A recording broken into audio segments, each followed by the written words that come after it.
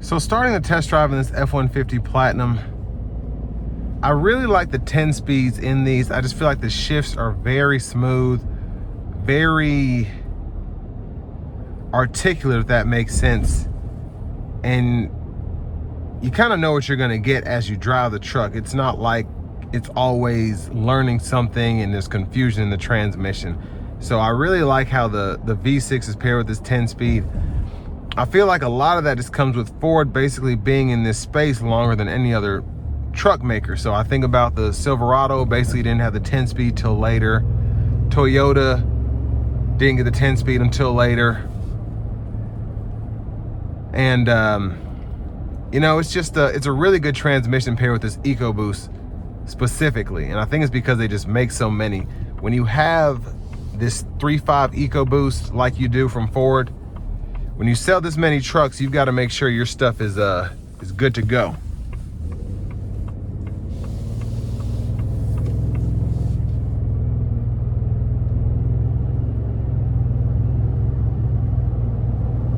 But the overall driving dynamics here in the normal mode, it's still a really quick truck. You have the eco mode if you need that. You have the sport mode if you just want to let it rip, and then you have your off-road and your slippery condition modes. But for the most part, normal mode is going to be more than enough for you in your everyday driving situations.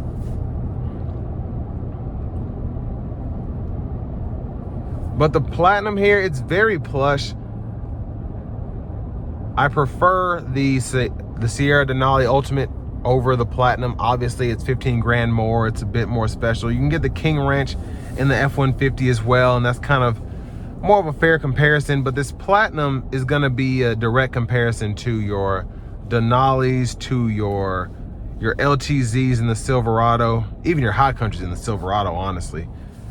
But I think Ford just does a really good job with this platform in general, just making sure that there are enough trims for all the buyers, making sure that there are enough amenities to kind of make some money if you want to include them on certain trim levels and then leave them out on others. So they do a really good job with the F-150. That's why it's been such a best-selling truck for however many years.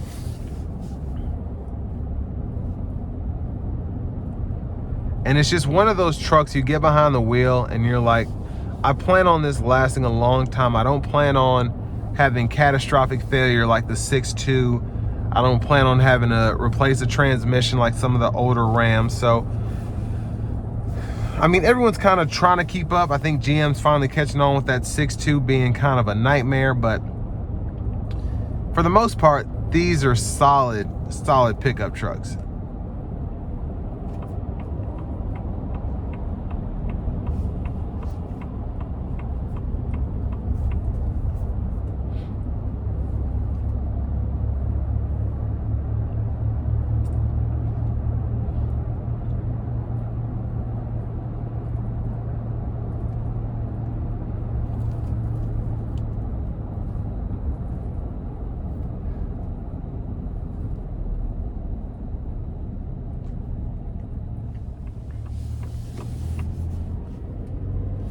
Now, I like having the digital gauge cluster. I like the size of the screen here. It's not overly big. It's still a nice size without taking away from having buttons for all of your AC controls, which is basically like a huge deal because they've tried to put the buttons and knobs in the screen.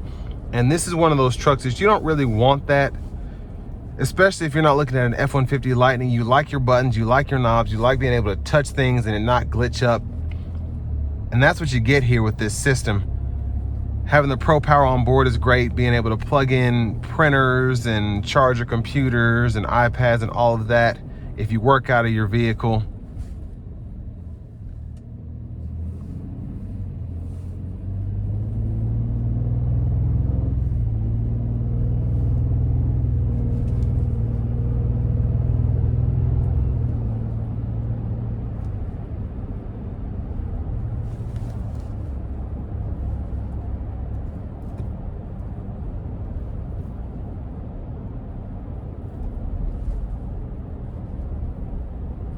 Now, when you're driving this thing in city traffic like I'm doing, it gets up to speed pretty nicely, but on top of that, it's relatively quiet. The engine, because it is a V6, it's not a V8. It doesn't have that same feel that you get from a Raptor or Raptor R. It's relatively comfortable to drive. It's relatively luxurious, honestly.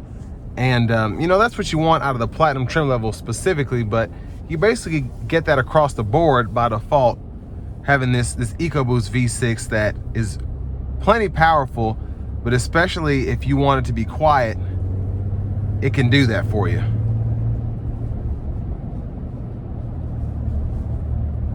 And I'm gonna put into the sport mode as I'm getting ready to get her on the interstate here.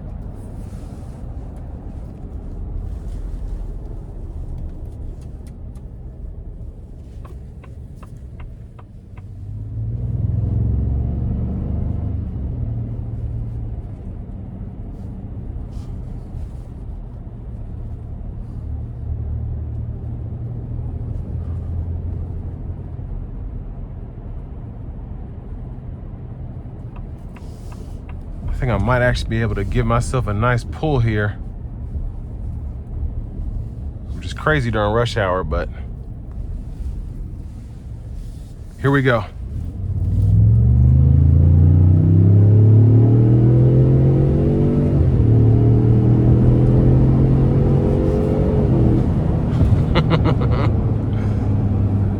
I mean, plenty quick. I wasn't flooring it by any means. I was just kind of letting it run, but man, very strong engine. Now it did put itself into the 4-wheel drive mode there for that pull, and then even as I'm giving it throttle and I switched it over to the eco mode, it threw the 2-wheel drive on relatively easily without feeling it too much. So I like that. But let's get the cruise going. I want to give one huge thanks to Ford, Lincoln, and Franklin for allowing me to review this truck once again. I'll leave a link below in the description. If you're looking to find the best price on one of these closer to home, click that second link down below. It takes just a minute to fill out your information, and I'll make sure the local dealers are fighting to get you the best price on this or whatever new vehicle you might be interested in.